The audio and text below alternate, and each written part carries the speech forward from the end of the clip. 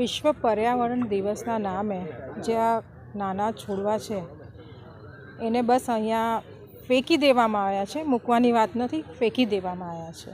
તો આ લાપરવાહી કેમ? સવાર સાંજ જેમ તમે જમવાનું નથી ભૂલતા, આ લોકોને પાણી આપવાનું કેમ ભૂલી જાઓ છો? બ્યુટિફિકેશનના નામે જે તળાવની બેદરકારી થઈ રહી છે એનો જવાબદાર કોણ? આ ભ્રષ્ટાચાર હવે બંધ કરો અને લોકો જાગૃત છે. આ લલ્લુ બનાવવાના ધંધા છે ને હવે બંધ કરી દો. આ જનતા બહુ જાગૃત છે ને હવે કોઈને છોડે નહીં. માન મર્યાદા બધું ભૂલીને ત્યાં આવીને ડેરો જમાવશે અને તમારું જ ખોટું દેખાશે. હવે ફક્ત મહાનગર સેવા સદનના લોકો અને દરેક સભ્ય કામમાં જૂટી જાઓ અને ખરેખર કામ કરો, તે કામ દેખાશે.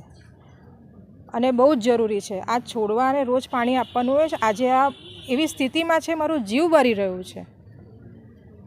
અને ખાસ કરીને સૂચન લખો, અને હું લખવાની જ છું કે આની દેખભાળ કરવી બહુ જરૂરી છે. સવાર સાંજ આને પાણી આપવું જોઈએ ખાસ કરીને, અને રોપવા પણ જોઈએ. આવી રીતે બેદરકારીથી મૂકી દીધા છે તો આ તો કંઈ ઇન્સાનિયત છે તમારા અંદર? ફક્ત બતાવવા માટે કરી રહ્યા છો. આ અશોભનીય હરકતો બંધ કરો અને ફક્ત કામ કરો. આજ રોજ રામનાથ તળાવની મુલાકાતે આવ્યા હતા.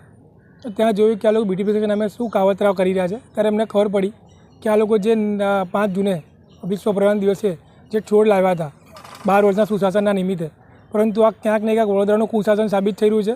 કારણ કે છોડવા સાઈડ પર જાતે પડી રહ્યા છે, ના કોઈ માવજત, ના કોઈ પાણીનો છંટકાવ. બીજા જે છોડવા વાવેલા એના પર પાણીનો છંટકાવ નથી.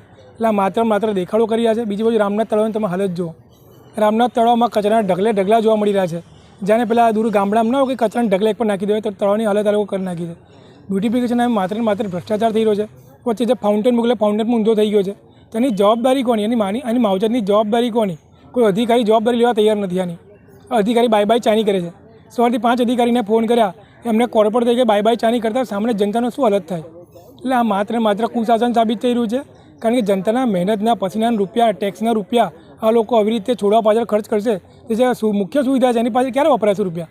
એટલે આ 12 વર્ષના મોદી સાહેબનું સુશાસન હોય કે ના હોય, પરંતુ વડોદરા મ્યુનિસિપલ કોર્પોરેશન કુશાસન 100% સાબિત થઈ રહ્યું છે.